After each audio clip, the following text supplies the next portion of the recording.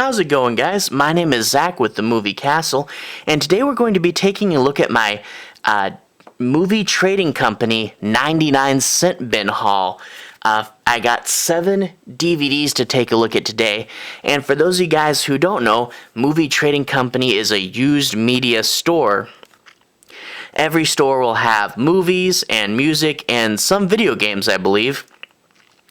And if you get lucky, some of them have comics and toys. So that is pretty cool right there. I think their parent company is Vintage Stock, and I think there are Vintage Stock stores as well, but I've never been to a Vintage Stock store. I don't know how similar they are to Movie Trading Company, but maybe you guys have those where you're from. But anyway, Movie Trading Company is really cool. One thing I like, the 99-cent bin, I can add to my collection a whole lot this way without spending terribly much money. I do on this channel as well, I do Dollar Tree hauls, and you guys seem to like those pretty good, so I figured I got a bunch of these in this current go around. I might as well share them with you because maybe you'd be interested in seeing what you can pick up there. Anyway, let's go ahead and dive right in, and dive right in was not meant to be a pun because our first one's a water movie. Mermaid Isle, Their Beauty is a Curse. This one I'd actually heard about on the Cinema Snob. This is the only one I've seen on here. He talked about it, and it was actually streaming on Sling at the moment. So we went and watched this movie, and no joke, this is a bafflingly bad movie. I'm kind of against how a lot of people tend to say things like best movie ever, worst movie ever for literally every movie ever made. I like to think there's a broader scale to that, but, you know, legitimately one of the worst movies I've seen. You get people talking about how things like the Transformers movies are bad, which they are. They do definitely have faults, but you don't really know a bad movie till you've sat down and seen something like this. The key fault with this, flip it over to the back, this guy has a quote on here. No, not one dull moment, enjoyed it thoroughly from Videoscope, and that is got to be a flat-out lie. Basically, this movie's 80 minutes long, and they couldn't even fill that runtime. Like, there's very long credits to pad it out, but even without the credits, they still needed more padding. So when they go to the island on the boat, it's a lot of just watching the boat, filming the boat, and not even character dialogue, just filming the boat journey. And then when they get there, they'll do things like film trees just to pad out the runtime. You know, you don't need that much scenery shots. And there's an epilogue that I'm totally convinced was just added there because they needed even more time after they ran the main movie through the editor. And it's a whole bunch of these people walking around the island and just more shots of trees. And it is totally like 30 minutes of movie with, okay, maybe more than that, but a ton of filler just to pad it out. And it is crazy. They couldn't think of a cheap subplot, you know, to fill the time. It's just literally trees. But anyway, other than that, it's still bad. Mermaids bite people like zombies and turn them into other mermaids. That's the logic level we're dealing with here. It is just boring and bad. So it's so shockingly terrible that I had to pick it up. I don't know if that makes sense to anyone else. Plus, I need a bigger mermaid collection. I kind of feel like that guy in a cabin in the woods who's like, there needs to be more mermaid movies. So adding that to my mermaid collection. I got a mermaid movie in a Dollar Tree haul once. Anyway, moving right along. That's the only one I've seen, so I talked a bit about that movie a little longer than the rest. But anyway, another one. After Dark Horror Fest 3 presents The Butterfly Effect 3 Revelations. Revelations, kind of one of those generic sequel titles. But this one, 99-cent bin. But you see, when Hollywood Video was selling this, so this is a used rental movie, when they sold it, Hollywood Video was selling it for $14.99. So, ooh, saved a buck there. I had seen the first two Butterfly Effect movies. I'm pretty sure I haven't seen this one. It's been a while. I need to rewatch the whole series. But basically, you get this guy named Sam. He can travel through time, and he goes and looks at things and helps the police solve their cases. But if you change things, the butterfly effect will make it totally mess up your future. This woman begs Sam to figure out who killed her sister, and he breaks the no changing the past rule, and all hell breaks loose. So, the third Butterfly Effect movie, this is the only one I didn't own. Glad to pick it up for $1, although for $1, I don't know how good this will be in comparison to the first two. I don't really remember the second one as well, so I'm guessing this might be a series that had a sharp downturn, but hey, I haven't seen it. Maybe it's great. But to complete a collection that needed completing, now I have all three Butterfly Effect movies, and the last one was just $1. Another one of my big collections. This is an Asylum film. I have quite a few movies from the Asylum, and to add another Asylum movie for just $1 is pretty cool. This movie is called If Looks Could Kill, Don't Believe Your Eyes, and it is based on true, I'm guessing that's events. Stickers kind of covering it up. A heart-pounding thriller in the tradition of Fatal Attraction, but it talks about how there's this girl named Faith, and she's a cop in her hometown of Stillwater, and her friend Paul is suddenly romantically attracted to Jessica, who Faith knows is crazy, and she's up to something, and Faith has to prove it before Jessica pulls Paul down a bad road. So, sounds interesting enough. The Asylum usually does mockbusters, and maybe this is them mockbustering Fatal Attraction.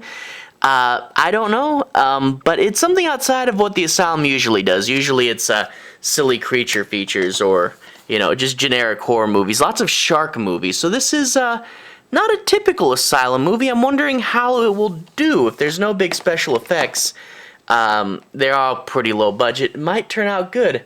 But anyway, another Asylum movie for my collection for $1. Up next, a movie that has a cool cover, but I've never heard about, The Shelter. You get I Am Here written in this ghostly stuff, and John Follin's The Shelter is remarkably ambitious from the LA Times. He was chosen, and the last guy was selling this for $2, and I get it for $1, so that's kind of funny.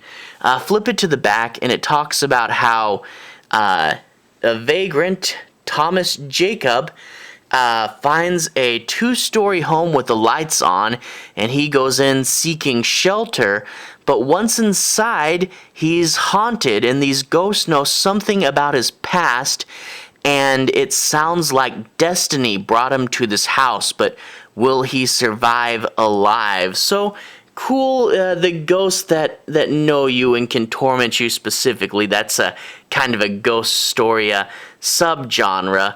But ghost in a haunted house, the whole seek shelter from a storm, go in and find ghost. Pretty cool idea there. That they do that a lot, and it's always fun. And you gotta love a good ghost movie. So a ghost movie that looks really good. Might be a little artsy, I don't know, but it looks really good for only $1. Glad to pick that up. Moving right along, this one's got a shiny cover. This one's called Hydra, Prepare to be Consumed. So, you get this person walking in with this big monster above them.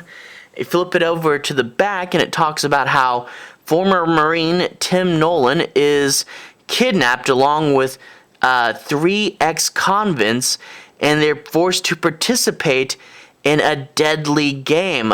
Rich people are paying for the opportunity to hunt them, so kind of like a Most Dangerous Game.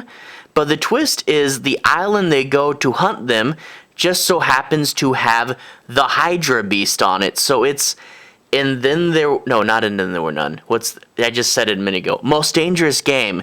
So it's Most Dangerous Game meets a creature feature. That's a weird concept, and okay, maybe I did buy this just because it's so shiny. I don't know if it shows up on camera, but it's got like a foil look to it. But hey, a weird concept, creature feature, can add that to my creature feature collection. Just $1, and I really do love pulling horror movies I know nothing about. But anyway, so this was 5 horror movies. I have 2 more movies, but they're not horror. Up next, Sister Streetfighter. Gotta love this old-timey poster art, the 2 of them, and then the geometric shapes, the radiating circles like a big target. But if we look on the side there, because the sticker's covering it up on the front, you can see this stars Sue Samoi and Sonny Chiba, who's been in a lot of stuff. But it's a martial arts film, and there's a girl who's a drug investigator and is coming up with nothing but dead ends searching for her missing brother. In desperation, she asks a martial arts expert fighter to help her. So, a cool martial arts crime movie. Sounds pretty cool. I actually do have the first 2 Streetfighter movies, and I think this is related. Sister Streetfighter, I think it's in the same series. So, whenever I do a martial arts binge, I need to watch this one. I don't watch martial arts movies as much as horror, but it seems like one of those genres that when I do, I really appreciate and I need to watch it more. So, had to pick it up for just $1 I can add to that collection. And if you guys know about the Street Fighter series, like how many movies there are, what order, I mean, that'd be good to know. But anyway, this next one, Terry Gilliam presents, not directs, but presents, so he's a producer, Idiots and Angels, by 2-time Oscar-nominated animator Bill Pullman. So this is an animated film, and it doesn't have its original sleeve, unfortunately, so you can see this white part at the bottom. Looks like X Library, ID, and there's, I don't know if you can see it, the Dewey Decimals. So, X Library from Santa Carla County. Not really close to where I am. But anyway, first of all, I really love animation, and I'm glad to pick up an animated movie I don't know anything about, especially if it's more geared towards adults, because I'm not really a big fan of kids' movies, but the punk rock of animated features from E! Online, that sounds cool. But why it's called Idiots and Angels? A morally bankrupt man wakes up one morning to find wings sprouting from his back that make him do good deeds, throwing him unwillingly into a battle for his own soul. That sounds like a great concept. It's this guy, he doesn't want to be a hero, and he wakes up with these wings that make him be a hero. That sounds fun. And you get the girl singing on the bottom there, which probably an illustration of what the art style will look like in this movie. But I'm trying to watch more animation lately. I covered Love, Death, and Robots on this channel before, and I also did a review for Nightmare Before Christmas. I need to watch more animation, so I'm glad to pick this up for $1. An animated movie I never heard anything about, but it sounds really good, and you get Terry Gilliam tied to that. That's the guy who did Time Bandits, right? So I am all in. I am really wanting to watch this movie. It looks fun. It's too bad it doesn't have its original slip. But anyway, 7 movies, 5 horror movies, animation, and martial arts. So 7 movies, $7. That's a pretty good deal. Glad to pick all these up. And to everyone who's watched so far, thank you for watching. To everyone who's liked and subscribed, thank you. You're really helping the channel out. Now, on this channel, I've done a bunch of Dollar Tree hauls, and at the end of the video, I'll put a playlist if you want to watch those. Plus, there's a few other things. Walmart Black Friday, half-price books hauls, Big Lots hauls. If that sounds interesting to you, I got more of that. And other than that, on this channel, I do primarily horror movies, horror movie reviews. So if that sounds interesting as well, I got some of that. But anyway, hauls playlist at the bottom. Have a good day, and I'll see you guys again very, very soon.